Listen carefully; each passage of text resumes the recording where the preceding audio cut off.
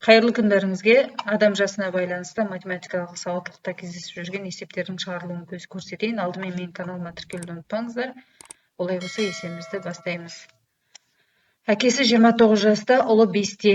Неше жылдан кейін әкесінің жасы ұлының жасынан 2 есе артық болады дейді.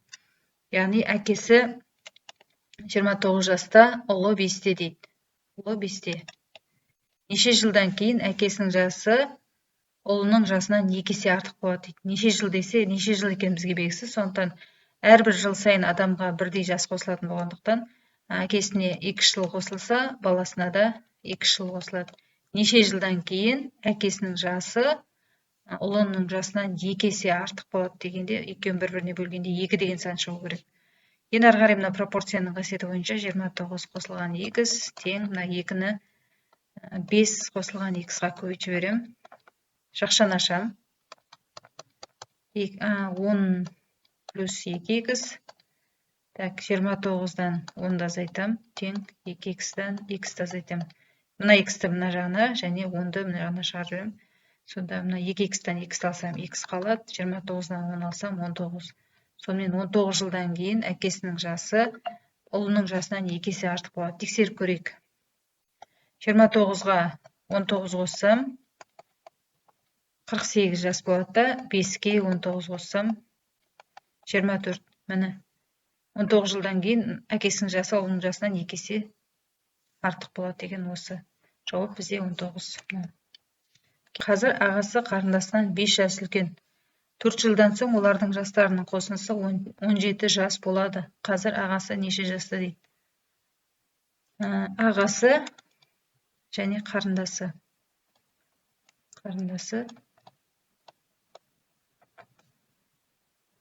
Қазір ағасы қарындасынан 5 жас үлкен. Қарындасы x жаста, ағасы x қосылған 5 жаста. 4 жылдан соң олардың жастарының қосындысы 17 жас. 4 жылдан кейін болса, олардың ағасына 4 жыл қосылады, және қарындасына 4 жыл қосылады. Сонда мынаның жасы x қосылған 9, мынаның x қосылған 4. Сонда олардың қосындысы 17 жас болады дейді. Ал енді сонда теңдеу былай болады. X қосылған 9, мына екеуін қосып жібердім. Қосылған x қосылған 4 тең 17 деген теңдеу шығады. Мына x пен x-ті қоссам 2x, қосылған 9-ға 4 қоссам 13 тең 17. 2x тең болады 17-тен 13 алсам 4, x тең болады 2. X деп біз қарындасының жасын белгілесек, қарындасы қазір 2-де, ағасы 2-ге 5 қосам 7. Сонымен есептің жауабы бізге ағасы 7 жаста деген сөз. Есептің жауабы болады. 13 жылдан кейін 4 баласының жасы 97 болады. 7 жылдан кейін балалардың жасының қосындысы қанша болады дейді.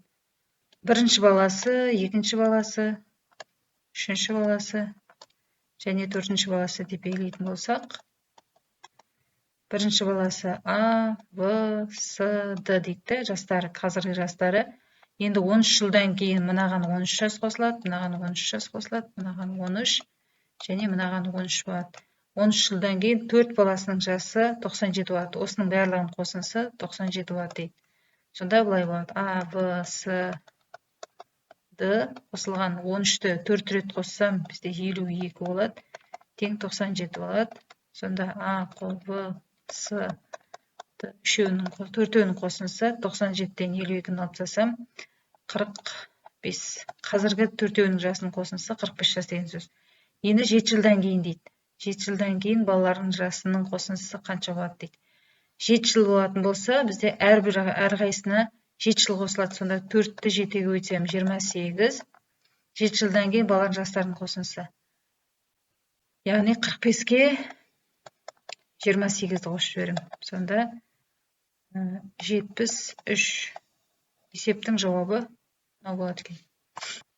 Қазір әкесінің жасы баласынан 10 есе үлкен. Ал 10 жылдан кейін тек 4 есе ғана үлкен болады. Баласы неше жаста дейді. Так, әкесі және баласы деп жазып қояйық. Баласы. Қазір әкесінің жасы баласынан 10 есе үлкен дейді. 10 есе үлкен десе 10x, мынау x болады. 10 жылдан кейін десе, мынаған 10 қосылады, және мынаған 10 қосылады. Онда әкесінің жасы баласынан 4 есе үлкен болады деген теңдеу осы күйде құрылады. Ары қарай теңдеуді шығарайық. 10x қосылған 10 тең 4-ті x қосылған 10-ға көбейтіп жіберемін. Сонда 10x қосылған 10 тең 4x қосылған 40 болады. Так, 10x азайтылған 4x тең 40 азайтылған 10 болады. 10x-тен 4x азайтса 6x тең 30. X тау үшін 30-ды 6-ға бөлсем 5 қалады. Сонымен есептің жауабы баласы 5 жаста екен қазір. Баласы 5 жаста. Себебі X деп біз баласының жасын белгіледік. Келесі, осыдан 4 жыл бұрын Ержан мен қарындасының жастарының қосындысы 18 жас болды. Қазір олардың жастарының қосындысы неше болады дейді.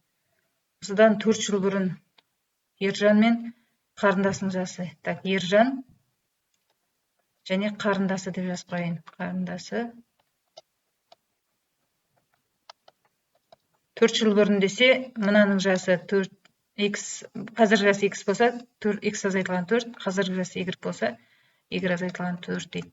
4 жыл бұрын Ержан мен қарындасының жастарының қосындысы 18 жас болды дейді, 18. Сонда x минус 4 қосылған y минус 4 тең 18 десек, x плюс y тең минус 8 тең 18. X қосылған y тең 18-ге 8 қоссам 26.